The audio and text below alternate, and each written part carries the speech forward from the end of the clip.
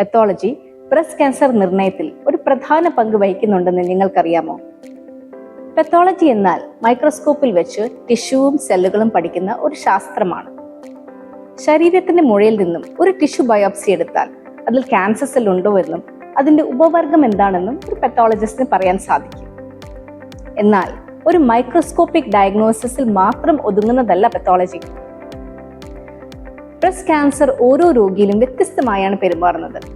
രോഗത്തിന്റെ തരം, ഘട്ടം, ജനിതക മാർഗം ഇവയെല്ലാം രോഗികളിൽ വ്യത്യസ്തമായി കാണപ്പെടുന്നു. ഡോക്ടർമാർക്ക് ഇത്തരത്തിലുള്ള വിവരങ്ങൾ ശരിയായ ചികിത്സ തിരഞ്ഞെടുക്കാനും ഫലപ്രദമായ ചികിത്സ നൽകാനും സഹായിക്കുന്നു. അതുകൊണ്ട് തന്നെ ബ്രസ്റ്റ് ക്യാൻസർ ചികിത്സയിൽ പ്രധാന ടെസ്റ്റുകളാണ് ഇമ്മ്യൂണോഹിസ്റ്റോകെമിസ്ട്രി അഥവാ IHCയും മോളിക്കുലർ ടെസ്റ്റും.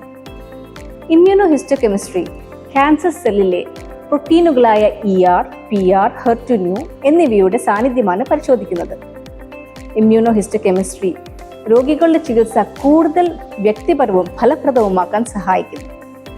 മോളിക്കുലർ ടെസ്റ്റുകളായ ഓൺകോടൈപ്പ് TX, മാമ പ്രിന്റ് എന്നിവ രോഗം തിരിച്ചു വരാനുള്ള സാധ്യത കുറവാണോ അതോ കൂടുതലാണോ എന്നും കീമോതെറാപ്പി ആവശ്യമുണ്ടോ എന്നും തീരുമാനിക്കാൻ സഹായിക്കുന്നു.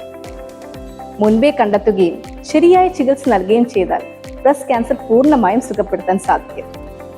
അറിവ് നേടൂ, അവബോധരാകും.